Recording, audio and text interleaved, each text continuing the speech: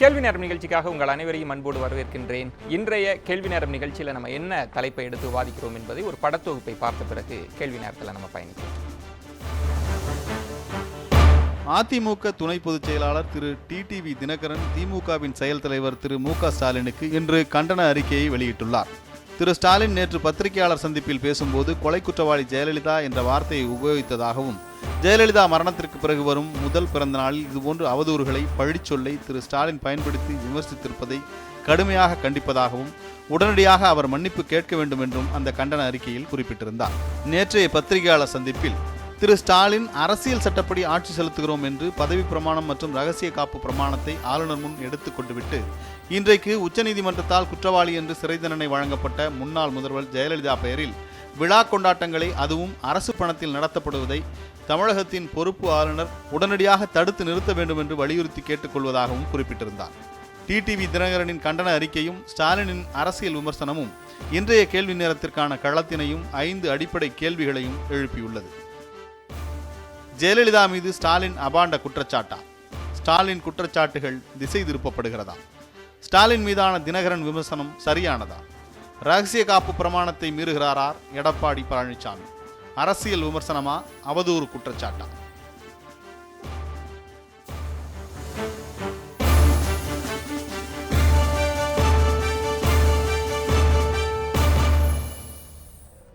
நாகரிகம் மீறுகிறதா அரசியல் குற்றச்சாட்டுக்கள்? இந்த தலைப்பில் தான் நம்ம விவாதிக்க வேண்டியிருக்கிறது. 5 கேள்விகள் பிரதானமாக இருக்கிறது. ஆனால் முதல்ல நம்ம எடுத்துக்கொண்டிருக்கக்கூடிய கேள்வி என்பது, ஜெயலலிதா அவர்களின் மீது ஒரு அபாண்ட குற்றச்சாட்டை முன்வைத்திருக்கிறாரா? ஏன்னா அனைத்திந்திய அண்ணா திராவிட முன்னேற்ற கழகத்தினுடைய துணை பொதுச் செயலாளர் டிடிவி தினகரன் அவர்கள் ஸ்டாலின் அவர்கள் மன்னிப்பு கோர வேண்டும், இன்றைக்கு மன்னிப்பு கோர வேண்டும் என்கிற ஒரு கண்டன அறிக்கையை வெளியிட்டிருக்கிறார். நம்ம அது தொடர்பாகலாம் நம்ம விவாதிக்க இருக்கிறோம். நான் கருத்துரையாளர்களை உங்களுக்கு அறிமுகம் செய்து விடுகிறேன். திராவிட முன்னேற்ற கழகத்திலிருந்து பேராசிரியர் ரவீந்திரன் அவர்கள், வணக்கம். அடுத்து பாமகவிலிருந்து திரு பாலு அவர்கள், வழக்கறிஞர். மூத்த பத்திரிகையாளர் திரு ஷியாம் அவர்கள், வணக்கம். அனைத்திந்திய அண்ணா திராவிட முன்னேற்ற கழகத்திலிருந்து திரு சமரசம் அவர்கள். 4 என்னுடைய வணக்கத்தை தெரிவித்துக் கொள்கிறேன். ரவீந்திரன், நான் உங்களிடமிருந்து ஆரம்பிக்கணும். இன்னைக்கு மன்னிப்பு கேட்கணும் திரு ஸ்டாலின் அவர்கள்னு ஒரு நீண்ட நெடிய ஒரு கண்டன அறிக்கை, கடுமையான சொல்லாடலை பயன்படுத்தியிருக்காங்க. குறிப்பாக கொலை குற்றவாளின்னு நீங்கள் சொல்கிறீங்க. ஒரு ஒரு இறப்புக்கு பிறகு கொண்டாடக்கூடிய ஒரு முதல் பிறந்த நாள் விழாவில் மக்களே கொண்டாடக்கூடிய ஒரு தலைவரை இப்படி பேசுவது சரியா அப்படின்னு கேட்டிருக்கிறார். இதில் எனக்கு தெரிந்த அந்த மாதிரி அவர் தளபதியார் உச்சரித்த மாதிரி எனக்கு தெரியவில்லை இந்த அளவும். அது மட்டுமல்ல, அரசியல் களத்தில் எதிரெதிர் நின்றாலும், துருவங்கள் நின்றாலும், வார்த்தைகளில் கண்ணியமான வார்த்தைகளை பயன்படுத்தக்கூடியவர் தளபதியார். அதோடு ஜெயலலிதா அம்மையார் அவர்களை போயஸ் கார்டனிலே போய் சந்தித்து அவர் முதலமைச்சர் நிவாரண நிதியை வழங்கிவிட்டு வந்தவர் தளபதியார். அது மட்டுமல்ல, மீண்டும் ஒரு முறை அதிமுக ஆட்சியிலே இருக்கிற போது, தளபதியார் எதிர்க்கட்சியிலே இருக்கிற போது, ஜெயலலிதா அம்மையார் அவர்கள் தளபதி என்று சொல்லுகிறவர்கள் முன்னுக்கு வந்து படை நடத்தி செல்ல வேண்டும் என்று சட்டமன்றத்திலே அவரை பதிய வைத்ததும் வரலாறு. ஆக எனக்கு தெரிந்து ஜெயலலிதா அம்மையார் மீது தளபதியாருக்கோ அல்லது தளபதியார் மீது ஜெயலலிதா அம்மையாருக்கோ காழ்ப்புணர்ச்சியோ வன்மமோ இருப்பதற்கான எந்த வாய்ப்பும் கிடையாது. அது மட்டுமல்ல, ஜெயலலிதா அம்மையார் மருத்துவமனையிலே அனுமதிக்கப்பட்டிருந்த போது தளபதியார் போய் பார்த்து வந்தார். இதுகாரும் நமது இளைஞர்கள் எதிர்பார்த்ததை போல அவர்களுக்கு எந்த வன்மமும் கிடையாது. ஆனா டிடிவி தினகரன் அவர்களுக்கு வன்மம் இருக்குன்னு சொல்றீங்களா? இவ்வளவு பெரிய அவங்க குறிப்பா சொல்றாங்க 24/2/2017 நேற்று பத்திரிகையாளர் சந்திப்புல கொலை குற்றவாளின்னு அவர் சொல்லிட்டார் அப்படின்றதுல இருந்து தான் இந்த கண்டன அறிக்கை. ஒண்ணு என்னன்னா, ஒரு விஷயம், நாம் பேசுகிற போது, பேட்டிகள் கொடுக்கிற போது சில நேரங்களில் 100 1000 ஆகலாம், 1000 லட்சம் ஆகலாம், அல்லது இடங்கள் மாறி போகலாம். சொல்ல வேண்டிய விஷயம் என்ன என்பதை நாம் பார்க்கிற போது இதை போன்ற சிலதுகள் நாம் பெரிதாக எடுத்துக்கொள்ள வேண்டிய அவசியம் இல்லை. ஆனால் இப்பொழுதும் நான் சொல்லுகிறேன், எனக்கு தெரிந்து தளபதியார் அவரை அப்படி சொல்லி இருக்க வாய்ப்பே இல்லை என்பதுதான் என்னுடைய கருத்து. திரு சமரசம் அவர்களிடம் ஒரு பெரிய கண்டன அறிக்கை, ரொம்ப கடுமையான சொல்லாடல், நம்ம அதெல்லாம் ஒவ்வொரு கட்டமாக விவாதிக்க இருக்கிறோம். இது ஜெயலலிதா அவர்கள் மீது ஸ்டாலினுடைய அபாண்ட குற்றச்சாட்டா அல்லது ஸ்டாலின் அவர்கள் மீது நீங்க வைத்திருக்கிற அபாண்ட குற்றச்சாட்டா? ஏன்னா அவங்க அப்படி ஒரு சொல்லையே பயன்படுத்தலைன்னு சொல்றாங்க. நீங்க மன்னிப்பு கேட்கணுன்ற அளவுக்கு வந்துட்டீங்க. இல்லை, சொல்லையே பயன்படுத்தவில்லை என்று சொல்லி நின்றார். சரி, சொல்லி இருந்தால் அப்படின்னு ஒரு தொக்கி நிற்குது. இவங்க சொல்லாமல் இங்கே வருமா அந்த வார்த்தைகள்? ஒரு அறிக்கை வருமா? சொல்லாமலேயே ஒரு அறிக்கை விட முடியுங்களா? சொல்லி இருந்த அவர் சொன்னார், ரவீந்திரன் சார் எனக்கு ரொம்ப இருக்கிறதுல கண்ணியமான நபர், அதில் 2 பேச்சுக்கே இடம் இல்லை. இல்ல, அது அவரே ஏற்றுக்கொள்ள மாட்டார். அவரும் கண்ணியமானவர், அவங்க கட்சியினரும் கண்ணியமானவர் சொல்றது கரெக்ட். அதாவது அவர் சொல்றதுல வந்து நான் உடன்படுறேன். என்னன்னா, அதாவது இது சொல்லி இருக்க வாய்ப்பில்லை, அது இல்லை. அது மட்டும் இல்லை, நம்ம பல இடங்கள்ல பெரும் தலைவர்கள் கூட சில சமயத்தில் பேசும்போது முன்ன பின்ன இருந்திருக்கலாம். அதை இவ்வளவு எடுத்து சென்றிருக்கணுமா அப்படிங்கிறத சமரசம் நீங்க ஏதாவது சொல்லணும். அதை அதாவது நீங்க பார்த்தா தெரியும். ஒரு யதார்த்தத்தை பார்க்கிற போது, ஒரு தலைவர்கள் பேசுகிற போது நாம் புரிந்து கொள்ள முடியும் இதில் என்ன இருக்கிறது என்று நாம் புரிந்து கொள்ள முடியும். எனவே எனக்கு தெரிந்து அவர், என் மனச்சாட்சிப்படி நான் சொல்லுகிறேன், தளபதியார் பக்கத்தில் இருந்து பார்த்தவன் என்கிற முறையில் அவர் குற்றம் செய்தவர்களை கடிகிற போது கூட அதிகமான அழுத்தமான ஒரு மாதிரியான வார்த்தைகளை அவர் பயன்படுத்துவார். ஏன்னா நிறைய பேருக்கு இந்த அறிக்கையை பார்த்தோன்னே ஒரு குழப்பம் வந்தது. அது இப்படி எதுக்காக தேவையில்லாம கொலை குற்றவாளின்லாம் சொல்ல முடியாது அப்படின்னு. ஒருவேளை ஏன்னா அது பத்திரிகையாளர் சந்திப்பில் நான் பார்த்த இடத்துல ஒரு சின்ன, அது முழுமையாக கூட கொலை குற்றம்ன்றதை கூட அவர் இணைக்கல, ஒரு சின்ன தடுமாற்றம் கொலைன்ற இடத்துல வந்துட்டு அவர் சரி பண்ணிட்டு தான் போனார். அதை பத்திரிகையாளர் சந்திப்பில் பார்த்தோம். அவரே ஒத்துக்கொண்டார். இல்ல, கொலைன்ற வார்த்தையை கூட சின்னதான், குற்றவாளின்னு கூட, அதற்கு இவ்வளவு பெரிய கண்டனம்ன்றது ஒத்துக்கினதுக்கு நன்றி. என்ன அது இருக்கு, அது இருக்கு திரு ரவீந்திரன் அவர்கள் செய்தியாளர்ல, அது கொலைன்ற வார்த்தையை சின்ன இடத்துல ஒரு தடுமாற்றம் இருந்தது, அது உண்மைதான். அது அவரே இப்ப சொல்லியிருந்தா இந்த பேச்சுக்கே இடம் இல்லை. நீங்கள் இங்கே வந்து இந்த எடுத்து இன்றைய தினம் இங்கே விவாதம் செய்ய வேண்டிய அளவிற்கு இடம் இல்லை. நான் வந்து அப்படி அவரை இப்படியெல்லாம் சொல்ல வேண்டும் என்று சொல்லவில்லை. பேசுகின்ற பொழுது இந்த வார்த்தை வந்தது, அது வந்திருந்தால் தவறு, அது அப்படி வந்தது இல்லை. அது முழுமையாக கூட வரலன்றாங்க திரு சமரசம் அவர்களிடம். கொலை குற்றவாளின்னு கூட சேர்த்து சொல்லலை. நீங்கள் சொல்லியிருக்கிற கொலை குற்றவாளியானன்றதை கூட அவங்க சொல்லலை. கொலைன்ற இடத்துல ஒரு சின்ன தடுமாற்றம் இருக்கு, அவர் திரும்ப சரி பண்ணுறார். நீங்கள் தான் அதை சொல்கிறீங்க. அது வெளியே சொல்கிறதுக்கு நான் நன்றி. ஏன்னா இல்லாது பிறவாது, அல்லாது குறையாது. ஒரு வார்த்தை ஒரு எதிரி சொல்லாமல் யாரும் எதிரி அதை பிரயோகிக்கவே முடியாது. நீங்களும் இல்லை, நானும் அங்கே இல்லை.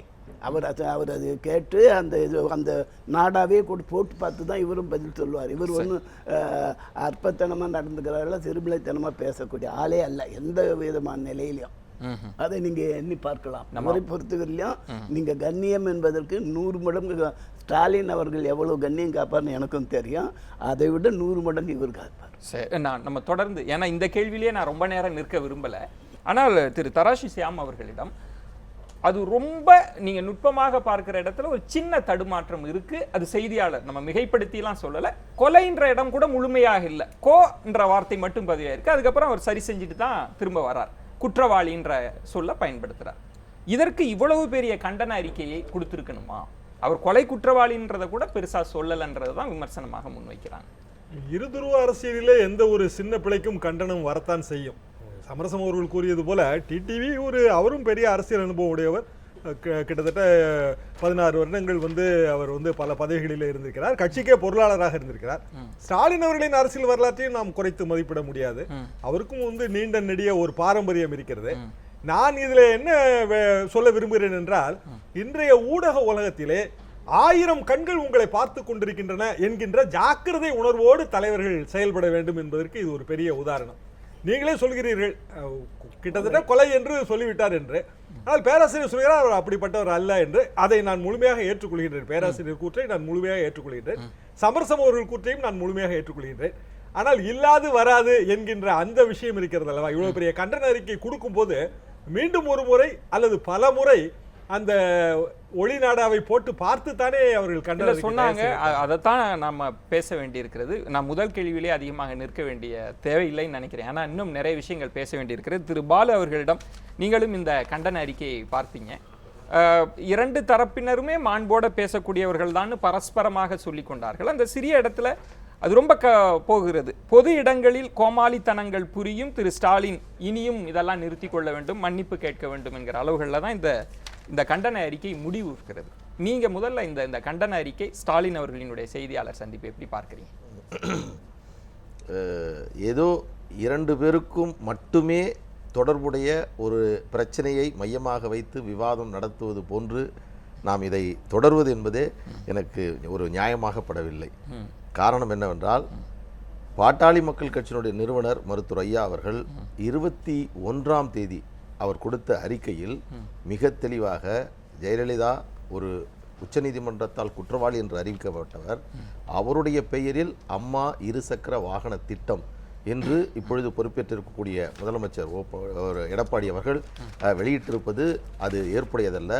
அவருடைய புகைப்படத்தை முன்னால் வைத்து பதவியேற்றுக் கொள்வது என்பதும் ஜனநாயகத்திற்கு நல்லதல்ல என்று முதலில், அப்பொழுது ஜெயலலிதா மீது விமர்சனம் செய்தால் அது ஒரு யோசித்து செய்யக்கூடிய அந்த வேளையில் மிக தைரியமாக மிக பொறுப்போடு ஒரு அரசியல், ஒரு நல்ல ஒரு முற்போக்கான அரசியல் என்ற அடிப்படையில் மருத்துவர் ஐயா அவர்கள் வைத்தார். இதை ஞானி சமீபத்தில் சொன்னார். ஜெயலலிதாவினுடைய ஆதரவு வாக்குகள் நம்மை விட்டு சென்றுவிடக்கூடாது என்று அரசியல் கட்சிகள் அடக்கி வாசிக்கின்ற வேளையில் மருத்துவர் ஐயா ராமதாஸ் அவர்கள் மட்டும்தான் தைரியமாக ஜெயலலிதாவை குற்றவாளி என்று நேர்மையாக சொல்லுகிறார் என்று ஒரு பதிவை அவர் வெளியிட்டார். இதில் ஏன் திரு ஸ்டாலின் அவர்கள் சொல்றாங்க? அதுதான் சொல்றேன், அதான் சொல்றேன். நீங்க வரிசைப்படுத்தி இப்போ நியூஸ் 7 தொலைக்காட்சி வரிசைப்படுத்தி எல்லாவற்றையும் சொல்லுகிறது. ஏதோ இந்த 2 பிரச்சனை என்பதும் டிடிவி தினகரனுக்கும் திரு ஸ்டாலின் அவர்களுக்கு மட்டுமே இருப்பதை போன்று ஊடகங்கள் எல்லாமே சுத்தி சுத்தி ஸ்டாலினையும் அதிமுகவையும் சுற்றி சுற்றி வருகின்ற பொழுது அவங்களுடைய அந்த அந்த அந்த இதை கொஞ்சம் அந்த பக்கம் இந்த பக்கம்லாம் போனீங்கன்னா நிறைய விஷயங்கள் அப்படி என்றால் நான் வரேன். ஏன்னா இல்ல இது வந்து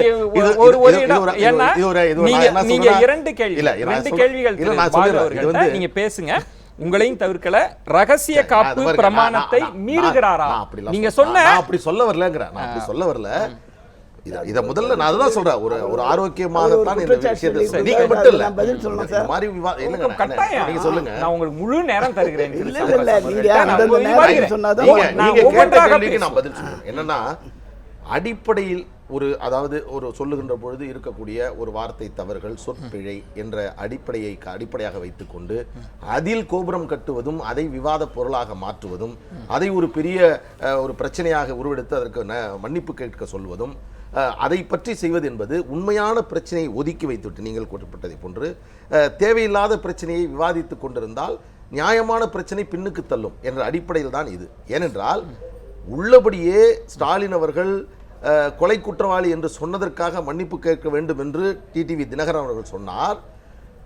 குற்றவாளி என்று உச்சநீதிமன்றத்தால் சொன்ன ஜெயலலிதாவினுடைய படத்தை வைத்து ஒரு அரசாங்கம் ஒரு முழுப்பக்க விளம்பரம் கொடுப்பதற்கு என்ன மன்னிப்பை இந்த அரசு கேட்க? ஒன்னா வந்துடுறேன். இதே கேள்வி உங்கள்கிட்ட தான் நான் வருகிறேன். என்னன்னா, இந்த இடத்தில் ஸ்டாலின் என என்னுடைய 2வது கேள்வி, ஸ்டாலின் அவர்களின் குற்றச்சாட்டுகள் திசை திருப்பப்படுகிறதாக மாற்றி திரு ராமதாஸ் அவர்கள் வைத்த குற்றச்சாட்டுகள், பல இன்னபிற கட்சிகள் வைத்த குற்றச்சாட்டுகளையும் திசை திருப்பப்படுகிறதான்றது என்ன பொருள்னா, அவங்க தொடர்ந்து குற்றவாளின்னு சொல்றாங்க. ஆனா கொலை குற்றவாளின்னு சொன்னதுக்காக தான் இவ்வளவு பெரிய கண்டன அறிக்கை வந்திருக்கிறது. நீங்க திசை திருப்புறீங்கன்னு சொல்றாங்க. இல்லைங்க, இது கொலை குற்றவாளி, அதுக்கு வந்தது, அது டேப் பார்த்து போட்டு தான் அவர் இது பண்ணியிருக்காரு, அது வேறு விஷயம். அது பண்ணலாம். ஐயா ஒன்று சொன்னார், பாலு சார், மருத்துவர் ராமதாஸ் வந்து ஒரு குற்றவாளி, ஒரு கொலை என்னது தீர்ப்பு வந்து உச்சநீதிமன்ற தீர்ப்புப்படி வந்த இதுன்ற, எப்போ எங்கே வந்திருக்கு தீர்ப்பு அந்த அம்மா மீது? என்ன திரு சமரசம், நீங்க புதுசா ஒரு கதை இல்ல தெரிஞ்சுக்கிற எந்த இதுல வந்திருக்குங்க? உச்சநீதிமன்றம் கொடுத்த தீர்ப்புல தான். எப்போ? இப்போ கொடுத்த தீர்ப்பு வந்திருக்கு. அவங்க பேர் இருக்கா? A1 யாரு? இல்ல A1 இருக்கா தீர்ப்பு? A1 யார் இன்றைக்கும் இருக்கிறது. இது இல்லை, இங்க இறந்து போன பிற்பாடு அந்த அம்மா வந்து நிரபராதின்னு சொன்ன பிற்பாடு எதிரி வந்து அங்க போறாங்க நீதிமன்றத்துக்கு. அங்க போய் அவங்க வந்து தீர்ப்பு ஒரு ஆரோக்கியமான விவாதமா நான் நினைக்கிறேன். இது உள்ளபடியே தீர்வு செய்யப்பட வேண்டியது. உள்ளபடியே இன்றைக்கு அதிமுக ஜெயலலிதா அவர்கள் குற்றவாளி இல்லை என்று சொன்னால் இதை பொது விவாதத்தில் நேரடியாக விவாதம் செய்ய எல்லோரும் தயார். நாங்க தயார் சார். நீங்க என்ன பேச்சு இது? சொல்லுங்க கருத்து. நீங்க நீதிமன்றம் ஜெயலலிதா உச்சநீதிமன்றத்தால் குற்றவாளி என்று சொல்லப்பட்டதா இல்லையா? இல்லை, நான் சொல்றேன். நீங்க எப்படி இல்லைங்க சார், இந்த மிகச்சிறந்த இல்ல நான் சொல்றேன். இப்போ ஒரு கர்நாடக இதுலயோ இல்ல இதுலயோ அவங்க நிரபராதின்னு சொல்லி விட்டாச்சு. முதல்ல குற்றவாளின்னாங்க, அப்புறம் நிரபராதின்னு சொல்லிட்டாங்க. நிரபராதின்னு சொல்றது சரியில்லைன்னு எதிரி அங்கே கோர்ட்டுக்கு போனாங்க. கோர்ட்டு இருக்கும்போது அந்த அம்மாவே உயிரோடு இல்லை. அந்த உயிரோடு இல்லாத மீது யாருக்கு தீர்ப்பு வழங்கினாங்க? திரு சமரசம் அவர்கள்ட்ட திரு தராசு இல்ல, ஷியாம், இல்ல, சொல்லுங்க. இல்ல, இல்ல, இல்ல, இல்ல, இல்ல, இல்ல, இல்ல, நீங்க வழக்கறீங்க. இல்ல தராசு அது நடுநிலையோடு இல்ல, நான் அதெல்லாம் நான் சொல்ல விரும்பல. திரு ஷியாம் அவர்களிடம் சொல்லக்கூடியவர். நீங்க சொல்லுங்க. திரு சமரசம் அவர்கள் ஜெயலலிதா அவர்கள் குறிப்பிடவே இல்லை அப்படின்னு. சமரசன் பாயிண்ட் என்னன்னா, அவங்க நிரபராதிங்கிற ஸ்டேஜ்ல அவங்க இறந்து போயிட்டாங்க. இல்ல, கோர்ட் என்ன சொன்னுச்சு? கோர்ட் வந்து குற்றவாளின்னு தான் சொல்லுது. அதாவது நீங்க அதுல அது இது இல்ல, நான் பார்த்தேன். இருக்கு, நான் இன்னும் கொஞ்சம் விலைக்கு நான் சொல்லிடுறேன். அதாவதுங்க, சுப்ரீம் கோர்ட்டோட லோயஸ்ட் பெஞ்ச் வந்து அந்த 2 ஜட்ஜ் பெஞ்ச். இது வந்து ஃபைனல் கிடையாது. அப்படி நம்ம இதை ஆர்கியூ பண்ணலாம். இது வந்து இறுதியான முடிவு கிடையாது. இதற்கு மேல் வந்து 30 நாளைக்குள்ள போடக்கூடிய ரிவிஷன் பெட்டிஷன் இருக்கு. ரிவிஷன் பெட்டிஷன் ஒரு 98% வந்து அது நடக்காது. ஆனால் அதற்கு பிறகு அரசியலமைப்பு சட்டத்திலே இல்லாத கியூரேட்டிவ் பெட்டிஷன் இருக்கு. இந்த கியூரேட்டிவ் பெட்டிஷன் வந்து அரசியலமைப்பு சட்டம் தோற்றுவிக்கப்படும் போது கிடையாது. 2002 ஒரு வழக்குல சுப்ரீம் கோர்ட் என்ன சொல்லுதுன்னா, சப்ஸ்டான்ஷியேட்டிவ் ஜஸ்டிஸ் வேணும், ஈச் அண்ட் எவ்ரி ஸ்டேஜ் நியாயம் வழங்கப்பட வேண்டும், நீதி பரிபாலனம் முறையாக நடக்கப்பட வேண்டும். இதற்கு வந்து ஒரு கியூரேட்டிவ் பெட்டிஷன் நம்ம அலோவ் பண்ணணும்னு அது ஒரு வழக்குல சொல்லுது. 2002 இருந்து கியூரேட்டிவ் பெட்டிஷன் அமல்ல இருக்கு. ஒரு மிகப்பெரிய உதாரணம் என்னால சொல்ல முடியும். மாயாவதி அவர்களோட சொத்து குவிப்பு வழக்குல கியூரேட்டிவ் பெட்டிஷன் வந்திருக்கு. மாயாவதி அவர்களோட சொத்து குவிப்பு வழக்குல 12 வருடம் கழித்து. இது எப்படி வருதுன்னா, நேச்சுரல் ஜஸ்டிஸ், இயற்கை நீதிக்கு முரணாக ஒரு வழக்கு தீர்ப்பானால் சுப்ரீம் கோர்ட்ல தீர்ப்பானால் கியூரேட்டிவ் பெட்டிஷன் போடலாம். அப்போ இது இயற்கை நீதிக்கு முரணான வழக்கா இல்லையான்னு பார்த்தா, பாலு வந்து ஒரு மிகச்சிறந்த வழக்கறிஞர், அவரே ஒத்துக்குவாரு. கன்விக்ஷனும் சென்டென்சிங்கும் ஒரே நாள்ல நடந்தது. பாலு சரியா தவறா? அதாவது சரியா தவறா? எனக்கு இன்னொன்று, நீங்க கியூரேட்டிவ் பெட்டிஷன் எல்லாம் விடுங்க, உச்சநீதிமன்றம் தீர்ப்பு என்ன சொன்னுச்சுன்றதா என் கேள்வி. தீர்ப்பு என்ன சொன்னாலும் அதற்கு மேல வந்து முறையீட்டுக்கு வழி இருக்குன்னு அவர் சொல்றாரு. இருங்க. இப்போ 2 விதமான வினோதம் இங்க நடந்தது. முதல்ல குன்ஹா தீர்ப்பு கொடுத்த போது அவர் வந்து குற்றவாளி அப்படின்னு திராவிட முன்னேற்ற கழகம் சொல்லிட்டு இருந்தது. அப்ப திராவிட முன்னேற்ற கழகம் சொன்னது, இப்போதைக்கு தீர்ப்பு சொல்லியிருக்காங்க, எங்களுக்கு மேல்முறையீடெல்லாம் பிரச்சனை இல்ல, தீர்ப்பு வந்துருச்சு. குமாரசாமி அவர்களினுடைய விடுதலை ஆயிட்டு உச்சநீதிமன்றத்துல இந்த வழக்கு இருந்த போது விடுதலைன்னு இவங்க சொன்னாங்க. அதிமுக சொன்னது, உச்சநீதிமன்றத்துல எல்லாம் மேல்முறையீடு இருக்குங்க, இப்போதைக்கு நாங்க விடுதலைங்க, அப்படிதாங்க நீங்க சொல்லணும் அப்படின்னு தானே சொன்னாங்க. இப்போதைக்கு நாம என்ன சொல்ல போறோம்? இப்போதைக்கு நம்ம என்ன சொல்ல போறோம்னா, உச்சநீதிமன்றத்தின் வந்து கீழமை கிரிமினல் பெஞ்சால் இந்த 4 பேரும் குற்றவாளிகள் என்று தீர்மானிக்கப்பட்டு ஜெயலலிதா அவர்கள் உயிரோடு இல்லாததால் அவர் வந்து குற்றத்திலிருந்து விடுவிக்கப்படுகிறார். தண்டனையிலிருந்து விடுவிக்கப்படுகிறார். மிச்ச 3 பேர் மேலே அது கண்டினியூ ஆயிட்டு இருக்கு அப்படின்னு சொல்லும் போது மீண்டும் பழைய ஆர்குமெண்ட் தான். என்னன்னா, இதே உச்சநீதிமன்றத்துல அடுத்த 2 ஸ்டெப் பெண்டிங் இருக்குல்ல, பெண்டிங் இவங்களோட ஆர்குமெண்ட். ஏதோ தராசு கொஞ்சம் சாயற மாதிரி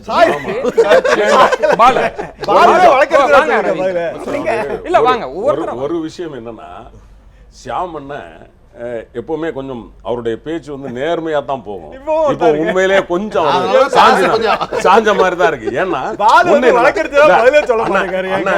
சமரசம் அண்ணன் கேட்கிறாரு, இதுல வந்து எங்க நீதிபதி குன்ஹாவுடைய தீர்ப்பை தான் உச்ச நீதிமன்றம் வழிமொழிந்திருக்கிறது. நீதிபதி குன்ஹாவுடைய தீர்ப்பில் தெளிவாக A1 வந்து அக்யூஸ்ட், அவங்க கன்விக்டட், அதே மாதிரி A4. அப்போ இதுல ஜெயலலிதா அவர்கள் இன்றைய நிலவரப்படி அவர் குற்றவாளி என்பதில் எந்த மாற்று கருத்தும் கிடையாது.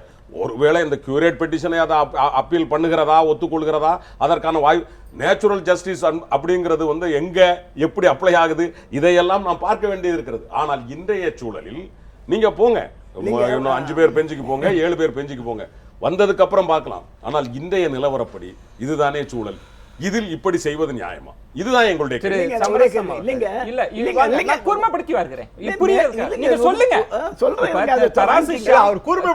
இல்லங்க. நான் கேள்விக்கு வந்தீங்கன்னா பதில் அவங்களுக்கு புரியும்ல. சரிங்க, அவங்க குற்றவாளியே இல்லை என்று சொல்கிறீர்கள். ஷாம் அவர்கள் சொல்வது தண்டனையிலிருந்து, அவங்க இறந்துட்டதுனால தண்டனையிலிருந்து விலக்கப்படுறாங்க, ஆனா குற்றவாளி தான் இல்லைங்க. நான் என்ன சொல்றேன்னா, அந்த அம்மா வந்து தீர்ப்பு வாங்கின அந்த அம்மா இருக்கும்போது நிரபராதினி வாங்கியாச்சு. அந்த நிரபராதின்றதை தான் மேல்முறையீடு எதிர்கட்சி இருந்தவங்க செஞ்சுருக்காங்க. நான் கேட்கறது குன்ஹாவா குமாரசாமியான்றதல்ல கேள்வி. அங்கே போனது என்ன நிலைமை, அந்த நேரத்தில் அந்த அம்மா மீது நீங்கள் குற்றவாளி உனக்கு இதுன்னு சொல்லியிருக்காங்களா, எங்கே இருக்குது? அவங்க மறைந்த போது வந்து தீர்ப்பு இப்ப வரல. பேசலாமா? பாலன். நீங்க பேசுங்க, எப்பனாலும் பேசுங்க ரொம்ப சார். இறந்தவங்க ஓட்டு செத்தவங்க ஓட்டு போடுறது எவ்வளவோ இருக்குது. வழக்கறிஞராக ஏங்க செத்தவங்க ஓட்டு போடுறான்றது எவ்வளோ இருக்குது. அதாவது- நீங்க ப்ரூஃப் பண்ணலாம், பாருங்க ஓட்டு போட்டிருக்காரு அப்படின்னு. ஆள் பார்த்தா ஆளே இல்லை, செத்தே போனவங்க, அது ஏதோ போலி இது பண்ணியிருக்காங்க. அது மாதிரி இதுலேயும் பேசக்கூடாது. சரி, இப்போ வந்து இந்த வழக்கில் எடுத்த உடனே ஒன்று சொல்லலாம், ஒருவேளை ஜெயலலிதா இன்றைக்கு உயிரோடு இருக்கிறார். இதெல்லாம் இருங்க, நான் சொல்கிறேன். தீர்ப்பு வந்திருக்கிறது. ஜெயலலிதா நிரபராதியாக உச்சநீதிமன்றத்தால் சொல்லப்பட்டிருப்பாரா, அல்லது அவர் குற்றவாளி 3 பேரோடு சேர்ந்து அவரும் சிறைக்கு செல்ல வேண்டும் என்று சொல்லப்பட்டிருப்பாரா என்ற யூகத்தை விட்டுவிட்டு நேரடியாக விஷயத்துக்கு வரா. தீர்ப்புகளின் பல பகுதிகளில் ஜெயலலிதா என்ற நபரால் மட்டும்தான் இந்த குற்றம் நிகழ்த்துவதற்கு காரணமாக இருந்தது. இந்த குற்றங்கள் அனைத்திற்கும் ஜெயலலிதா மூளையாக செயல்பட்டிருக்கிறார். ஜெயலலிதா A2 to A4 இணைந்து சதியை உருவாக்கி இருக்கிறார். அவர் தன்னுடைய பெயரில் சொத்துக்களை வாங்கினால் மாட்டிக்கொள்வோம் என்பதற்காக அரசு ஊழியர் அல்லாத உடன் இருக்கக்கூடிய நபர்களோடு சேர்ந்து இந்த சொத்துக்களை வாங்கியிருக்கிறார் என்று சொன்ன உச்சநீதிமன்றம், இதுதான் ஜெயலலிதாவிற்கு உச்சநீதிமன்றம் கொடுத்த மதிப்பீடு. என்னவென்றால், அவர்கள் சொல்லுகிறார்கள், அதாவது the scrutiny of the facts and law involved and the inextricable nexus of A1 with A2 to A4 reference to her role as well as the evidence pertaining to her had been made. இதனுடைய பொருள் என்னவென்றால், பிரிக்க முடியாத உறவு தொடர்பு A1ஓடு A2 இப்பொழுது உள்ளே இருக்கிறார்கள், இவர்களோடு இருக்கிறது என்பது உண்மை. பொருளின்படியும் சாட்சியத்தின்படியும் இது உண்மையாக படுகிறது என்று நீதிமன்றம் சொல்லிவிட்டு, இறந்துவிட்ட காரணத்தினால் அவருக்கான தண்டனை அபேட் என்ற வார்த்தையை சொல்லி இதோடு அவர் மீதான அந்த தண்டனையை நிறுத்தி வைக்கிறோம். இதுதான் நீதிமன்றம் சொல்லியிருக்கிறது. எனவே நீதிமன்றம் ஜெயலலிதா அவர்களை குற்றவாளியாக உருவகப்படுத்துகிறது, குற்றவாளியாக பதிவு செய்கிறது, இவரால் தான் இந்த குற்றம் நிகழ்ந்தது என்பதை சொல்லுகிறது. எல்லாவற்றையும் சொல்லிவிட்டு இந்த விஷயத்தில் சொல்லவில்லை. திருப்பியா நான் இதுக்கு பிறகு நான் வாதம் பண்ணல. வலுவான ஆதாரம் சொல்லுங்க. ஏன்னா 1010 பக்கம் எழுதி இருக்காங்க. 5 லட்சம் எழுதிட்டீங்க. எந்த அடிப்படையில் நீங்க ஒரு தெளிவுக்காக சொல்றேன். நான் உங்க விளக்கம் உங்களுக்கான விளக்கம் தரதுக்கான ஸ்பேஸ் தரேன். குற்றவாளி இல்லை, அவங்க குற்றவாளி இல்லை, இந்த 3 பேரும் குற்றவாளிகள்ன்றதுக்கு நீங்க எப்படி நிறுவுறீங்க? உங்க தர்க்கத்தை வைங்க, நான் நேரம் தரேன். இல்லைங்க, நான் என்ன சொல்றேன்னா, இந்த அம்மா உயிரோடு இருக்கும்போது நிரபராதின்னு தான் போனாங்க. அந்த அம்மா செத்த பிற்பாடு வர்றது அந்த அம்மாவை கட்டுப்படுத்த. அதான் என்னுடைய வாதம். இல்ல கட்டுப்படுத்தாது அப்படிங்கறது அந்த அம்மாவை கட்டுப்படுத்த முடியாது. ஏன்னா அவங்க இறந்து போயிட்டாங்க, அது வேற விஷயம். அதாவது ஒண்ணு என்னன்னா, அவர் செய்த தவறுகளை உச்சநீதிமன்றம் அது இன்னும் தவறு செய்திருக்கிறார் என்பதை அது கன்ஃபார்ம் பண்ணிருக்கு. இன்னும் அதுக்கு அப்பீல் அவர் இருக்குது, குற்றங்களை எவ்வளவு இருக்குது. அதாவது நான் என்ன சொல்றேன், நீங்க அப்பீல் போங்க, அப்பீல் போய் அவங்களை நிரபராதின்னு கொண்டு வாங்க, அதெல்லாம் பிரச்சனை கிடையாது. பட் கரண்ட் ஸ்டேட்டஸ்ல அது அவங்க he is convicted, accused. அதுல என்ன மாற்றம்? நான் உங்களிடம் இப்ப திரும்ப அதிமுக தரப்பிலிருந்தே சொல்லப்படுவது, இவ்வளவு மக்கள் நல திட்டங்களை செய்த ஜெயலலிதா அவர்களை நீங்க முதல்ல சொல்றீங்க தனிப்பட்டு விமர்சிக்க விரும்பலன்னு சொல்லிட்டு மீண்டும் மீண்டும் இது ஒரு குற்றவாளி அரசு, குற்றவாளியை தலைவியாக கொண்ட அரசுன்னு சொல்வதை அவங்க கடுமையாக ஆட்சேபிக்கிறாங்க. நீங்க எப்படி இது ஒரு குற்றவாளியை தலைவியாக கொண்ட அரசு, ஒரு குற்றவாளி அரசுன்ற சொல்லாடல் முழுவதுமாக அறிக்கை முழுவதும் அதான் வச்சிருக்கிறீங்க? இல்ல, ஒண்ணு என்னன்னா, இப்ப அந்த கட்சியினுடைய பொதுச் செயலாளர் யார் நீங்க சொல்லுங்க. பொதுச் செயலாளர் யார்? இன்னொன்றும் நான் கேட்கிறேன், இன்னைக்கு துணை பொதுச் செயலாளராக இருக்கிறாரே டிடிவி தினகரன், இவரும் பரிசுத்தமானவர் கிடையாது. அதையும் தயவு செய்து நான் இங்கு பதிவு செய்ய விரும்புகிறேன். அண்ணன் சமரசம் அவர்களுக்கு தெரியாது. நான் என்ன கேட்கிறேன், ஒண்ணு என்றால், அண்ணா நான் பேசுறேன்னா, அதாவது டிடிவி தினகரன் அவர்கள் மீது ஃபெரா வழக்கிலிருந்து இன்னும் அவர் மீது வழக்குகள் நிலுவையில் இருக்கிறது. ஏற்கனவே ஒரு முறை தண்டிக்கப்பட்டு அது அப்பீல் ஆகியிருக்கிறது. இப்படியெல்லாம் இருக்கிற இந்த சூழலில் நான் கேட்பது, நாங்கள் சொல்லுவதில் என்ன தவறு இருக்க முடியும்? நீங்கள் பொதுச் செயலாளர் என்று சசிகலா அம்மையாரை சொல்லுகிறீர்கள், அதற்கு அடுத்து நீங்கள் துணை பொதுச் செயலாளர் என்று பொதுச் செயலாளருடைய சேவைகளை செய்வது துணை பொதுச் செயலாளர் டிடிவி தினகரன் என்கிறீர்கள். இந்த 2 பேருடைய கட்சி சொல்லக்கூடாதா? அவங்க கட்சிக்கு அந்த உரிமை இல்லையா? நாம என்ன சொல்றோம், நீங்க அவங்க அந்த கட்சியினர் யார பொதுச் செயலாளராக எடுப்பது, இருங்களேன் அந்த அந்த அந்த கட்சியினர் சார்பாக வைக்கக்கூடிய விமர்சனத்தை தான் முன்வைக்கிறேன். எங்க கட்சி எங்களுக்கு இந்த இருங்க அண்ணன் சொல்றதுல ஒரு கருத்து இருக்கு. இல்ல அதை நான் வாங்க, சொல்லணும். என் கேள்வி நீ அவர் கட்டாயம் வாங்க. ஆமா. அந்த கட்சியினர் இல்ல சொல்ல யார் பொதுச் செயலாளராக வேண்டும் என்பதில் ஒரு கருத்து இல்ல இருக்கிறது, அது நிச்சயமா சொல்லணும். வேண்டாம். நான் இந்த தலைப்புக்குள்ள நின்னு கேட்பது, எங்க கட்சிக்குள் நாங்க பார்க்கிறோம் இந்த தீர்ப்பே கூட அவர்கள் பார்வையில வந்து அநீதியாக கூட இருக்கலாம். நாங்க தலைவராக ஏற்றுக்கொண்டிருக்கிறோம், நாங்க சொல்லிட்டு போறோம். உங்களுக்கு என்ன பிரச்சனைன்றாங்க. தவறு, இல்ல, சொல்ல முடியாது. அதாவது எங்க கட்சியினர் சொல்வதில் உங்களுக்கு என்ன பிரச்சனை? இல்ல, இல்ல, இல்ல, இல்ல, ஒரு நிமிஷம். அது அவங்க தரப்பு வாதம். இல்ல இல்ல அந்த தரப்பு நியாயத்தை நான் அது அவங்களுடைய ஒரு தொண்டன் தன்னுடைய தலைவனுக்காக என்னவாக இருந்தாலும் உயிரை விட்டு விவாதிப்பது என்பது வேறு. ஆனால் யதார்த்தம் என்பது என்ன? நாங்கள் வைப்பது, அவர்கள் பொதுச் செயலாளர் ஆன போது கூட தளபதியாரிடம் கேட்கும்போது தளபதியார் சொன்னார், அது அவர்களுடைய உள்கட்சி பிரச்சனை, அதை பற்றி நான் சொல்லுவதற்கு ஒன்றுமில்லை. எப்பொழுது பொது தளத்திற்கு வருகிறதோ அப்பொழுது அதை நாங்கள் விமர்சிக்க கூடாது என்று சொல்வது என்ன நியாயம்? இதுக்கு நான் அதைத்தான் இல்ல, கேட்கிறேன். இன்னொன்னு கூடுதலா சொல்றேன். தண்டனை பெற்ற ஊழல் வழக்கில் தண்டனை பெற்று சிறையில் இருக்கக்கூடிய ஒரு நபர் தேர்தல் ஆணையத்தால் அங்கீகரிக்கப்பட்ட கட்சியினுடைய பொதுச் செயலாளராக இருக்க முடியுமா என்று சொன்னால், இது முடியாது என்று சொல்வதற்கு இப்பொழுது சட்டத்தில் இடமில்லை என்று சொன்னாலும், ஆனால் இவரை போன்றவர்களை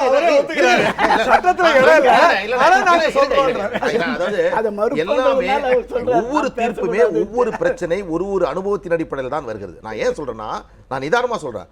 மக்கள் பிரதிநிதித்துவ சட்டம் ஊழல் தொடர்புடைய குற்றத்தில் தண்டனை பெற்றால் அவர்களை பொது வாழ்க்கையிலிருந்து விலக்கி வைக்க வேண்டும் என்று சொல்லுகிறது. அதே மக்கள் பிரதிநிதித்துவ சட்டத்தில் ஒரு அங்கீகாரம் வழங்கக்கூடிய தேர்தல் ஆணையம் ஊழல் வழக்கில் தண்டிக்கப்பட்ட ஒரு நபரை ஒரு கட்சியினுடைய பொதுச் செயலாளராக நியமித்து அந்த கட்சிக்கு தேர்தல் ஆணையம் அங்கீகாரம் வழங்குகிறது என்று சொன்னால் நாம் சிந்திக்க வேண்டும் என்று நான் சொல்றேன். நீங்க தேர்தல் ஆணையத்தையும் क्वेश्चन பண்றீங்க. நிச்சயமா நிச்சயமா இல்ல, இது இந்த ஸ்கோப் நீங்க பாருங்க. அது இன்னொரு கட்டத்துல விவாதிக்கலாம். நான் சொல்லக்கூடிய பார்வை அது பாருங்க. எப்பவுமே தேர்தல் ஆணையம் பேசும்போது இருங்களேன் திரு பாலு அவர்கள் இருங்களேன். நீங்க தேர்தல் ஆணையம் ஒரு ஸ்டாண்ட் எடுத்தா கூட நீங்க விட போறது இல்ல, நீதிமன்றத்துக்கு போகிறதுக்கான வாய்ப்புகள்லாம் இருக்கு. நம்ம அது போக வேண்டாம். என்னுடைய கேள்வி என்பது, என்னுடைய பதில் எல்லாம் கூட அவங்க ரெண்டு பேருமே சொல்லிட்டாங்க. வாழ்த்து. இல்ல என்ன பதில்னு சொல்லிடுங்க. நீங்க ஒட்டுமொத்தமா சொல்லக்கூடாது. என்ன பதில் அவங்க சொன்னாங்க? பாலுவோட பார்வை பொறுப்பான பார்வை. இப்ப நான் பேச வேண்டிய அவசியம் இல்லாம பண்ணிட்டாரு. அவர்கள் வைத்திருக்கிற, நான் முக்கியமான இடத்துக்கு தான் வரேன், அவர்கள் நியாயப்படுத்துகிறார்கள்.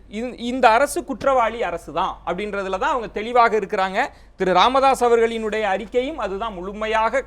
முன்பே குன்ஹா தீர்ப்பு வந்தப்பையும் திரு ராமதாஸ் அவர்கள் இதே நிலைப்பாடு தான் எடுத்தாங்க. படங்களை அகற்றணும்லாம் சொன்னாங்க.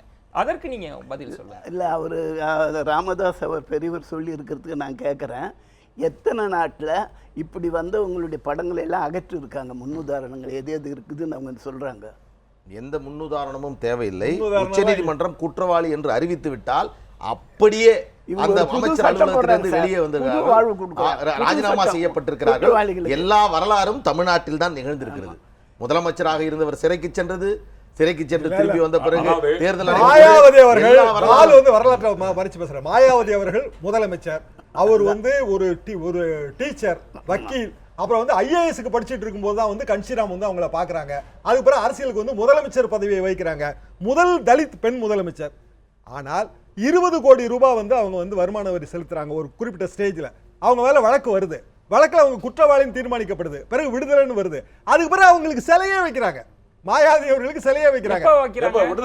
விடுதலை ஆகி திருப்பி சுப்ரீம் கோர்ட் போகும்போது தான் சுப்ரீம் கோர்ட்ல திருப்பி இது என்ன ஆயிடுச்சுன்னா, வழக்கறிஞரா இருக்கிறதுனால ரொம்ப நுட்பமான ஓட்டைகள் எல்லாம் இந்த வாதத்தை நகர்த்துறதுனால சிறப்பு என்னன்னா, இதைத்தான் நம்ம பேச வேண்டியிருக்கு. நான் ஒரு விளம்பர இடைவேளைக்கு பிறகு பேசுவோம். சமீபத்தில் நடந்த அந்த ஜெயலலிதா அவர்களினுடைய அந்த விழா கொண்டாட்டத்தை ஒரு அரசு செய்திருக்க கூடாது. 2 கட்சிகள், பல கட்சிகள் சொல்வது, உங்கள் கட்சிகள் வேண்டுமானால் நீங்க கொண்டாடி கொள்ளலாம், அரசினுடைய வரி பணம் செலவிடப்படக்கூடாது என்பதில் அவங்க முன்வைக்கிறாங்க அந்த விமர்சனத்தை. அது ஏற்புடையது தானா, அல்லது ஒரு அரசு தனது தலைவி, அந்த கட்சிக்கான தலைவிக்கான பிறந்த நாளை கொண்டாடலாமா? அது மட்டுமல்ல, முன்னாடி முதலமைச்சராக இருந்திருக்கிறாங்க, பல நலத்திட்டங்களை கொண்டு வந்திருக்கிறாங்க. அந்த பெயரெல்லாம் உடனடியாக இவர்கள் சொல்வது போல மாற்றிவிட முடியுமா? பேசலாம். ஒரு சிறிய விளம்பர இடைவேளைக்கு பிறகு பொறுக்கிறது.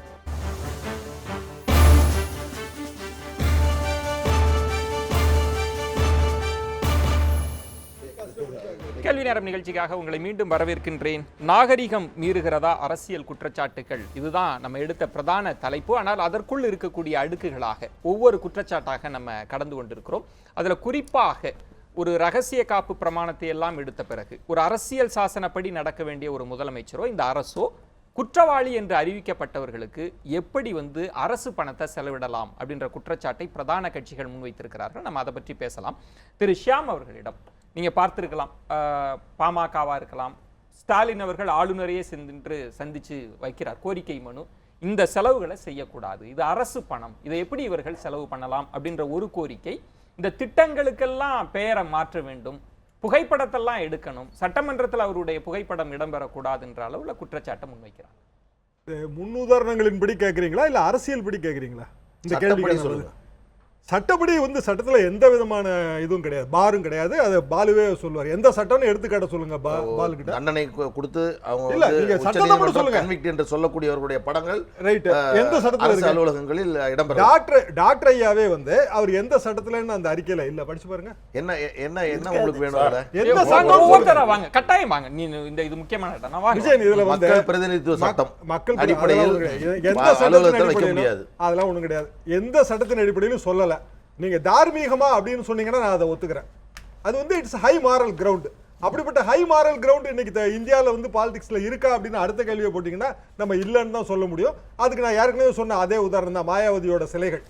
எத்தனையோ தாஜ் கொரிடார் கேஸ்ல அவங்க மாயாவதி சிலையை விடுதலை பெற்ற பிறகு இல்ல அது தாஜ் கொரிடார் கேஸ்ல கன்விக்ஷன் இருக்கும்போது குல்ஹா கோர்ட் மாதிரி தாஜ் கொரிடார் கேஸ்ல உத்தரப்பிரதேசத்துல தாஜ் வளாகம்ங்கிற அந்த வழக்கு உங்களுக்கு ஞாபகம் இருக்குன்னு நினைக்கிறேன். அதுல அவங்க கன்விக்ட் ஆன பிறகு மேல போய் அப்பீல் விடுதலையெல்லாம் வரல, கன்விக்ட் ஆன பிறகுதான் அது நடந்துச்சு. இது எதுக்கு அப்போ இந்த இது கிடையாது, பார் கிடையாது. அது ஒண்ணுதான் டிஃபரன்ஸ். இப்போ பாலு சொன்னது என்னன்னா சட்டம் தனக்கு தானே டைனமிக்கா இவால்வ் ஆகிற ஒரு விஷயம். அவர் சொன்ன விஷயம் அதுதான். ஆக இதே மாதிரி சதனா அதனால டைனமிக்கா இவால்வ் ஆகிற விஷயம். அதனால இதெல்லாம் நாளைக்கு இவால்வ் ஆகி வரும். நாமே எதற்கு செய்யலாமே அப்படிங்கிறாரு. திருஷ்யாம் சட்டத்துல இடம் இல்லன்றீங்க. இல்லவே இல்ல. அவங்களுடைய பெயர்ல இருக்கக்கூடிய திட்டங்கள் பெயர் மாற்றம் தாராளமா செய்யலாம். அதாவது அபேட்மெண்ட்ல அபேட்னாலே அர்த்தம் என்னன்னா to stand where it is தான். அவங்க எந்த இடத்துல நிக்கிறாங்கன்னா ஜெயலலிதா அவர்கள் விடுதலை பெற்ற இடத்துல தான் நிக்கிறாங்க. அதோட அபேட் ஆயிட்டாங்க அவங்க. அதான் உண்மை. பாலுட கேளுங்க, அவர் மறுத்து மட்டும் சொல்லட்டுங்க.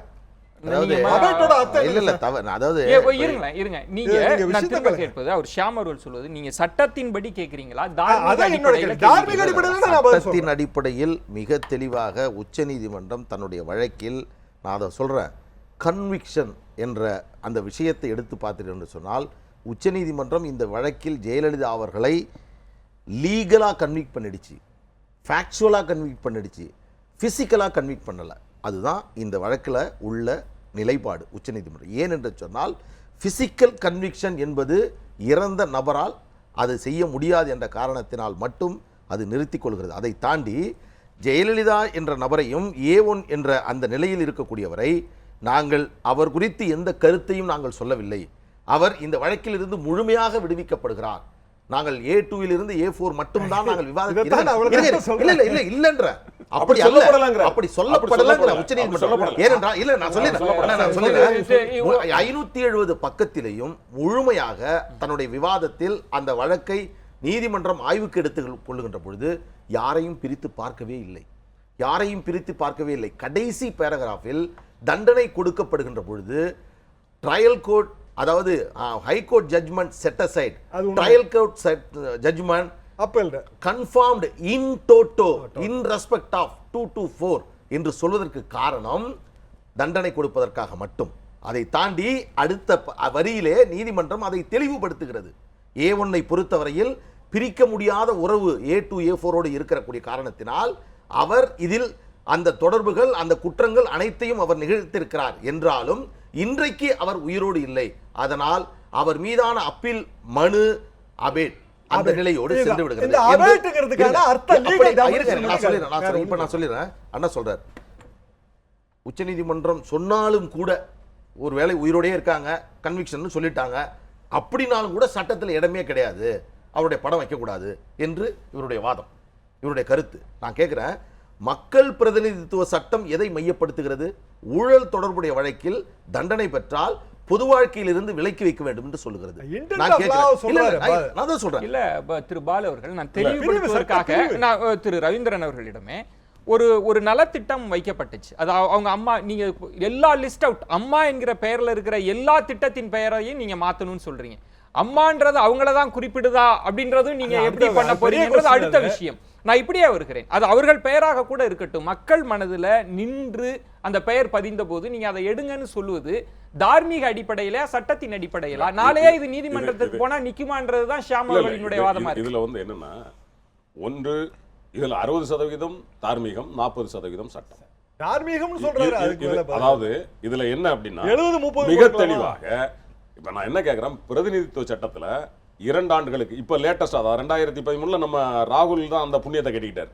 அதாவது அந்த 2 ஆண்டுகள் தண்டனை வந்த உடனே 6 மாசத்துக்குள்ள அப்பீல் பண்ணா நிக்கலாம்னு இருந்ததை அதெல்லாம் கிடையாது, வந்த உடனே காலி ஆயிரும், அவங்க வந்து பதவிகள் போயிரும் அப்படின்னு சொல்லி பதவி இழந்தவர்கள் தான் நிறைய பேர். அப்ப நான் என்ன கேட்கிறேன், ஒரு பொது வாழ்க்கையில் ஒரு சட்டமன்ற உறுப்பினராக, ஒரு நாடாளுமன்ற உறுப்பினராக பதவி ஏற்பதற்கே தகுதி இல்லாத ஒரு மனிதராகி விடுகிற போது அவரை வைத்து நாம் எப்படி முன்னுக்கு செல்வது என்பது சட்ட ரீதியான கேள்வி. இன்னொன்று, இன்றைக்கு நான் கேட்கிறேன், நாம் ஜனவரி மாதம் தமிழ்நாட்டை உலக அளவில் உயர்த்தி பிடித்த ஒரு போராட்டம், இளைஞர்களின் போராட்டம். அந்த இளைஞர்களின் போராட்டம் போராட்டத்திற்காக நின்றதல்ல, அங்கு கடைபிடிக்கப்பட்ட நேர்மையான நெறிமுறைகளால் எந்த இடத்திலும் அத்துமீறல்கள் இல்லாமல் தன் சுய கட்டுப்பாடோடு அத்தனை லட்சம் இளைஞர்களும் கூடினார்கள் என்று சொல்வதுதான் தமிழனுக்கான தலைநிமிரச் செய்த ஒரு நேர்மை. அந்த நெறிமுறையை தான் இன்றைக்கு அரசியலில் நாம் முன்னெடுத்து செல்ல வேண்டிய கட்டாயம் இருக்கிறது.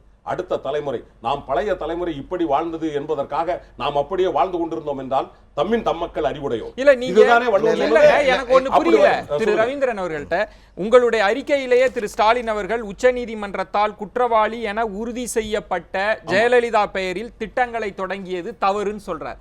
திரு ஷியாம் அவர்கள் சொல்றாங்க அப்படி உறுதி செய்யப்படவே இல்லை அப்படின்றாங்க. அந்த அபேட்ன்ற வார்த்தையில தான் அவர் தன்னுடைய வாதத்தை நிறுத்துறார். அதாவது ஒண்ணு என்னன்னா, சட்டம் என்னவோ அதான் நம்ம சொல்ல முடியும். தீர்ப்புல வந்து எனக்கு அண்ணன் கேட்ட கேள்விக்கு அது பதில் சொல்லி ஆகணும். ஏன்னா ஒரு வழக்கறிஞராக இந்த இடத்தில் அதை சொல்லவில்லை என்று சொன்னால் ஒரு தவறாயிடும். சட்டப்படி இல்ல கிடையாது, சட்டப்படி ஏதாவது தடை இருக்கிறதா படத்தை மாற்றுவதற்கு என்று சொல்றார். நான் சொல்றேன், சமச்சீர் வழக்கு Shyam Sundar versus state of Tamil Nadu, உச்சநீதிமன்றம் சொல்லுது, அரசியல்வாதியினுடைய படங்களை பாட புத்தகங்களில் மாணவர்களிடத்தில் திணிக்க கூடாது. நான் சொல்றேன், இன்றைக்கு பள்ளிக்கூடத்தில் இருக்கிற நோட்டு புத்தகம், laptop, school bag, geometry box, இதிலெல்லாம் இன்றைக்கு ஜெயலலிதாவுடைய படம் இருக்கிறது என்று சொன்னால் இது இந்த அரசு கொடுக்கக்கூடிய நிதியிலிருந்து அவருக்கு பாடம் கொடுக்கப்படுவதா அல்லது ஜெயலலிதா என்ற ஒரு தனிநபரால் அகிலேஷ் யாதவ் கம்ப்யூட்டர் லேப்டாப் கொடுத்தாருல, அதுல யார் படம் இருக்கு? அதாவது நான் மீண்டும் சொல்றேன், அதுல யார் படம் இருக்கு? உச்சநீதிமன்றம் சொல்லுது கலைஞர் காப்பீட்டு திட்டம் இருந்ததுல, அதுல யார் படம்? எல்லாமே தவறு. கடந்த சமச்சீர் கேஸ்ல சார் நீங்க தார்மீகம் படம் இருக்குன்னு சொல்லி தான் ஜெயலலிதா அவர்கள் இருங்க. திரு பாலு, எனக்கு ஒண்ணு புரியல, எனக்கு ஒண்ணே ஒண்ணு புரியல.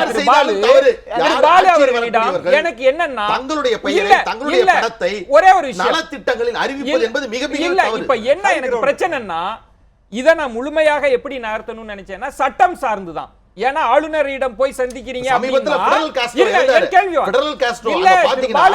எந்த இடத்திலும் அவருடைய பெயர் கிடையாது, எந்த இடத்திலும் வைக்க கூடாது, ஒரு தெருவு கூட பெயர் கிடையாது. ஒரே ஒரு விஷயம் இருங்க, ஒரே ஒரு விஷயம் இருங்க, மிதிவண்டி இல்ல, அது இன்னொரு தளத்துல நம்ம பேச வேண்டியது.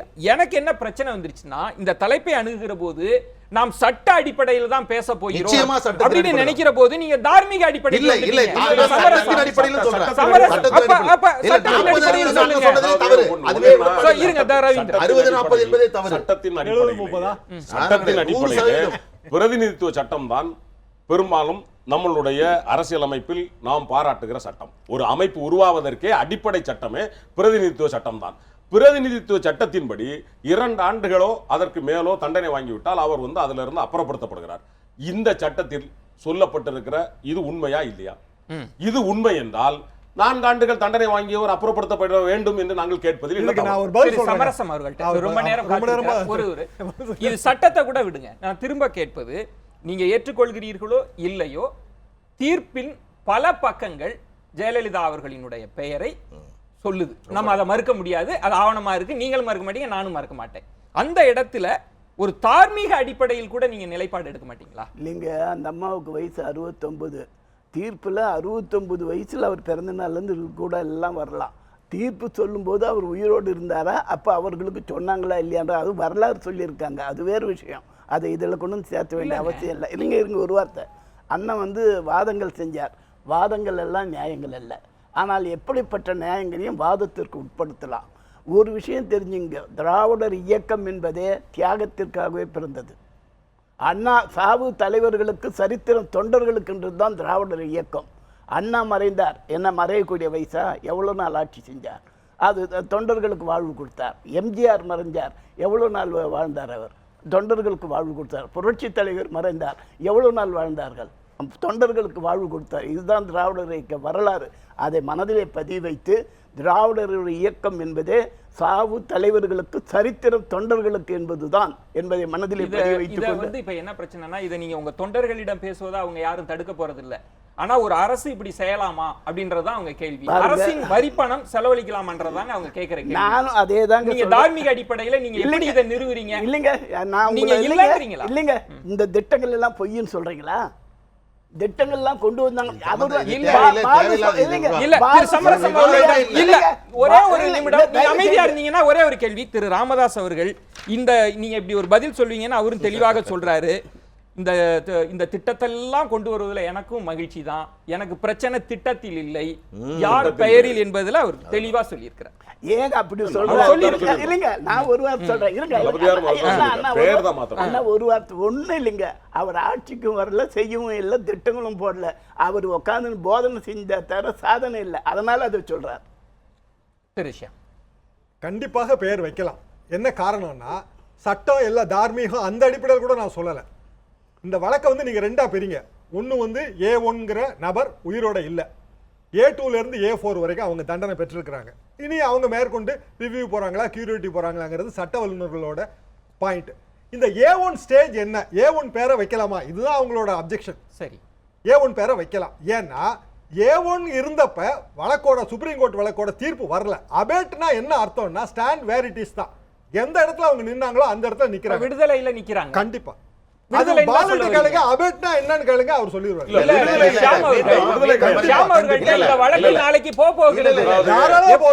நாளைக்கு வந்து இந்த வழக்கோட இந்த திங்கட்கிழமை காலையில முதல் கேஸ் இவங்க கேஸ் தாங்க. சரி, பாலு வந்து உண்மையிலே மிக திறமையான வழக்கறிஞர். ஏராளமான வழக்குகள் வந்து ஹைகோர்ட்ல வந்து வென்றெடுத்திருக்கிறார். அதுல எல்லாம் நமக்கு சந்தேகமே கிடையாது. இன்னும் சொல்ல போனா அவர் ரொம்ப சிறு வயதுல இருந்து நான் அவரை பார்த்துட்டு இருக்கிறேன். அவரோட வளர்ச்சியில கூட எனக்கு வியப்பு.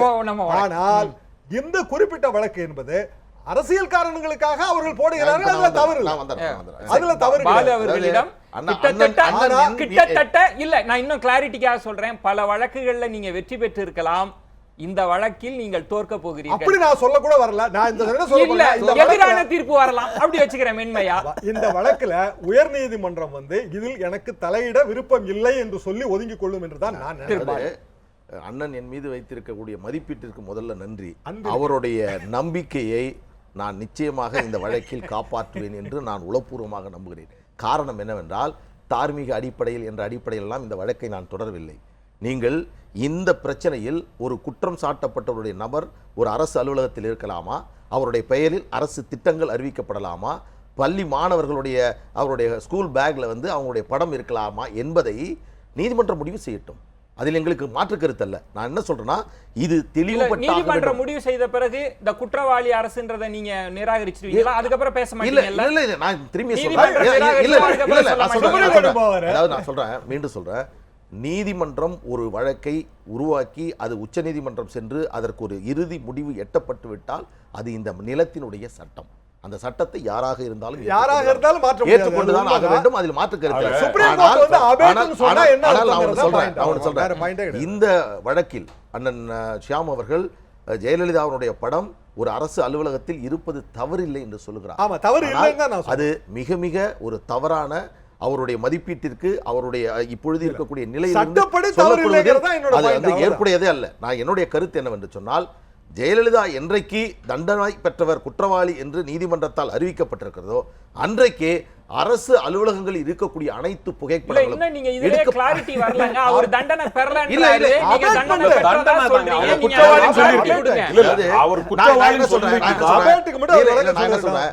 என்னை பொறுத்தவரையில் நான் ஒரு முடிவுக்கு வரேன். இந்த வழக்கு திங்கட்கிழமை விசாரணைக்கு வருகிறது.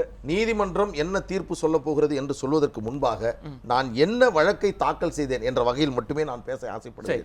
நீதிமன்றம் முடிவு செய்யட்டும். நீதிமன்றத்தினுடைய முடிவுக்கு நான் என்னுடைய வழக்கை விட்டு. திரு ரவீந்திரன், ஏன்னா நீங்க பிரதான கட்சியாக இருந்து கடுமையான நிலைப்பாடு. ஆளுநரை சந்திக்கிறீங்க, தொடர்ந்து இதே போன்ற அறிக்கையை விட்டுட்டு இருக்கிறீங்க. ஆனா இவர்கள் சொல்வது அவர்கள் குற்றவாளி இல்லை, தார்மீக அடிப்படையிலும் சட்ட அடிப்படையிலும் நாங்க செய்யறது இந்த விழாக்களை செய்வது, அவங்க பெயர்ல திட்டங்களை தொடங்குவது சரிதான் சொல்றாங்க. இல்ல சார், ஒண்ணு என்னன்னா, நாம் ஜட்ஜ்மெண்ட்டை நாம் படிச்ச வரைக்கும் ஆங்கில பத்திரிகைகளாக இருக்கட்டும் தமிழ் பத்திரிகைகளாக இருக்கட்டும் ஜெயலலிதா அவர்கள் குற்றவாளி என்று தான் சொல்லியிருக்கிறது. அவருக்கு தண்டனை அங்கே நிறுத்தி வைக்கப்பட்டிருக்கிறது, அவ்வளவுதானே தவிர அவர் குற்றவாளி இல்லை என்று எந்த இடத்திலும் சொல்லவில்லை. தயவு செய்து அவர் நிரபராதி என்று ஒரு இடத்தில் கூட வார்த்தை இல்லை. நாம் தயவு செய்து மக்கள் மன்றத்தில் நாம் நமக்குள் பேசுவது என்பது வேறு, மக்கள் மன்றத்தில் நாம் தவறான கருத்தை பதிவு வைக்க கூடாது. எல்லா இடத்திலுமே எல்லா குற்றங்களிலுமே இவர் ஒத்திருந்திருக்கிறார். நான் என்ன சொல்ல வரேன், எல்லா கூட்டுச்சதி நடந்திருக்கிறது, அதில் ஜெயலலிதாவிற்கு பங்கு இருக்கிறது. இந்த மாதிரி எல்லா இடத்திலுமே ஜெயலலிதா குற்றம் செய்திருக்கிறார் என்பதை காட்டியிருக்கிறது. தீர்ப்பு ஒவ்வொரு பேராவாக தெளிவாக இந்த ஜெயலலிதா அவர்களுடைய பங்களிப்பை தெளிவாக சுட்டி காட்டியிருக்கு. அதாவது ஒரு உதாரணத்துக்கு சொல்றேன், நான் ஜெயலலிதா விட்டுருங்க, திருட போனது கூட இருக்கிறாரு, திருடி இருக்கிறது கூட எடுத்திருக்கிறாங்க, பணத்தை மொத்தமா பங்கு போட்டிருக்கிறாங்க, இவர் கை வச்சா இவருக்கு பிரச்சனைங்கிறதுனால இவர் விலகி இருக்கார், ஆனால் இவருக்கு தண்டனை இல்லை அப்படின்னு சொன்னா இத யதார்த்தமா இவர் குற்றவாளியா இல்லையா?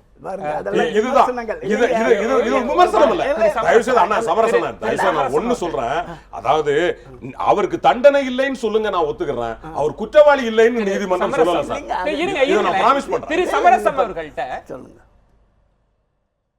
அந்த முழு பக்க தீர்ப்பை படிக்கிற போது, தீர்ப்பு என்பது விமர்சனம் அல்ல, தீர்ப்பு தான். அதை நீங்க நான் ஏத்துப்பீங்கன்னு நினைக்கிறேன். தீர்ப்பு தானே, நீங்க ஏத்துக்கனா சரி, சரி நான் ஏற்றுக்கொள்றேன், தீர்ப்பை நான் மதிக்கிறேன். நீங்க ஏத்துக்கிறீங்களா? நான் ஏத்துக்கிறேன். நான் என்னன்னா, இப்ப 3 பேருக்கு தண்டனை கொடுக்கறாங்கல்ல, அந்த 3 பேர் தண்டனையில் ஜெயலலிதா அவர்களினுடைய பெயர் பல இடங்கள்ல அவங்க குறிப்பிட்டுக்கிட்டே வருகிறார்கள். இது முழு, அப்ப அவர்களை தள்ளி வச்சுட்டு இந்த 3 பேருக்கும் தண்டனை கிடைச்சிச்சுன்னு நீங்க சொல்றீங்களா? இல்லைங்க, குறிப்பிட்டுட்டு வர்றதெல்லாம் விமர்சனங்கள் இல்ல, தீர்ப்பின் பக்கம் அதை எப்படி விமர்சனம்னு சொல்றீங்க? இல்ல, ஆபரேட்டிவ் போர்ஷன்லயே அவங்களுடைய குற்றத்தை உறுதி செய்கிறது. சட்டத்தை ஓரளவு படித்ததனால நான் சொல்றேன், நான் முழுமையாக படித்தவன் அல்ல.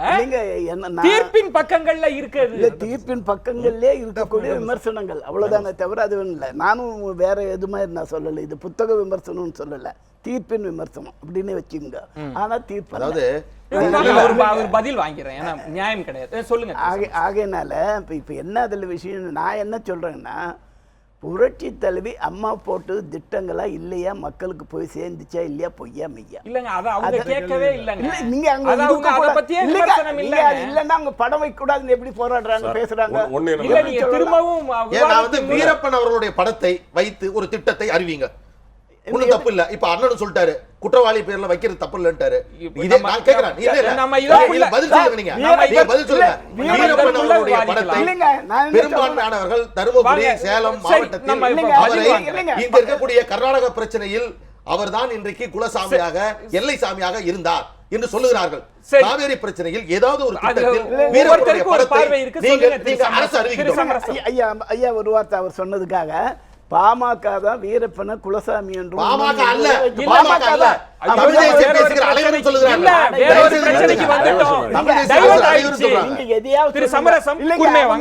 அவங்க ஆட்சிக்கு வந்து அது மாதிரி வீரப்பன் வச்சு விளையாட்டு யாரும் வேணான்ற ஜெயலலிதாவை வைத்து நீங்கள் விளையாடுகிறீர்கள் என்று சொன்னால் வீரப்பனை வைத்து விளையாடுவதில் தவறு சொல்லுங்க. ஆனா இது நடக்குது, அதெல்லாம் கற்பனை எல்லாம் வேண்டாம். ஆகவே என்னை பொறுத்தவரையிலும் இந்த நாட்டுக்கு உழைத்தவர்கள் யார், தியாகி யார் என்னன்றதுதான். இப்ப நீங்க சுபாஷ் சந்திர போஸ் கூட இந்த நாட்டுக்கு தீர்ப்பு அதை ஒட்டி வந்துருங்க, நேரம் இன்மை. சொல்லுங்க என்ன அதுதான், அந்த பெயரை வைக்க கூடாதுன்றதுக்கு நீங்க பதில் சொல்லுங்க. அதுதான், அவர் விடுதலை செய்யப்பட்டு விட்டார், நாங்கள் பெயரை வைப்போம் என்பது உங்கள் நிலைப்பாடு. அவங்க விடுதலை பெற்ற நிலையில் தான் அவங்க குற்றமே இல்லைன்னு. அதாவது இது வெறும் அரசியல் விமர்சனமாக வைக்க, ஏன்னா அவர் உயிரோடு இல்லை, இது வெறும் அரசியல் விமர்சனமா பார்க்கிறீங்களா, இதுல சட்ட நியாயம் இருக்கிறதா பார்க்கிறீங்களா, அல்லது அவர் பெயரை அவதூறு செய்ய வேண்டும் என்பதற்காக சொல்லப்படுகிறதா? சுருக்கமா சொல்லுங்க. ஜெயலலிதா அவர்கள் பெயரை வைப்பதற்கு சட்டப்படி எந்த தடையும் இல்லை, ஒன்று. இரண்டாவது, அபேட்மெண்ட் என்று வந்தாலே அவருக்கு என்ன தண்டனை பின்னாடி கன்ஃபார்ம் பண்ணாலும் அவர் முந்தின ஸ்டேஜ்ல அவர் உயிரோட இருக்கும்போது எந்த ஸ்டேஜோ அந்த ஸ்டேஜ் தான். சரி, முழுவதும் சட்டம். அதாவது சுருக்கமா வந்து Jayalalithaa committed offence A1 conspired with other accused என்ற வார்த்தைகள் உச்சநீதிமன்றம் சொல்லி இருக்கக்கூடிய அடைப்பில் நிச்சயமாக உச்சநீதிமன்றம் சொல்லி இருக்கக்கூடிய உத்தரவில் ஜெயலலிதா தண்டனை பெற்ற, அதாவது குற்றவாளி என்பதை உறுதி செய்திருக்கிறது. அந்த அடிப்படையில் அவருடைய புகைப்படம், அவருடைய பெயரில் திட்டங்கள் அரசு அலுவலகங்கள் இருப்பது என்பது ஜனநாயகத்திற்கு ஏற்புடையது. சரி, 4 பேருக்கும் என்னுடைய ரொம்ப சுருக்கமா வந்துருங்க. அதாவது இதில் அரசியல் காழ்ப்புணர்ச்சியோ வன்மமோ கிடையாது. அப்படி அரசியல் காழ்ப்புணர்ச்சியோ வன்மமோ இருந்திருந்தால் புரட்சித் தலைவர் எம்ஜிஆரின் பெயர்கள் இருந்த திட்டங்களை நாங்கள் பேசியிருக்க வேண்டும். ஆனால் ஜெயலலிதாவின் பெயரை வைத்த போது கூட அவர் நிரபராதி என்று இருக்கிற வரைக்கும் நாங்கள் அப்ஜெக்ஷன் சொல்லவில்லை. இது குற்றவாளி என்று நீதிமன்றம் தீர்ப்பளித்த பிறகு இதை செய்வது தவறு, இது தவறான முன்னுதாரணம், அடுத்த தலைமுறைக்கான அரசியல் இதை தூக்கி எறியும் என்பதுதான் எங்களுடைய நிலைப்பாடு. 4 பேருக்கும் என்னுடைய நெஞ்சம் நிறைந்த நன்றிகளை தெரிவித்துக் கொள்கிறேன். மிகவும் சட்டம் சார்ந்த விஷயம். சட்டம் எதை? ஏனென்றால் ஒவ்வொரு வழக்கறிஞரும் ஒரு சட்ட வியாக்கியானங்களை தரலாம். அதுக்கு சட்டமே அதற்கான வெளியை அமைத்து கொடுத்திருக்கிறது. ஆனால் எது எப்படியோ வரலாற்றை, சரித்திரங்களை காலம் தீர்மானித்துக் கொண்டே இருக்கிறது. அந்த தகவலோடு விடைபெறுகிறேன். நன்றி, வணக்கம், நள்ளிரவாக.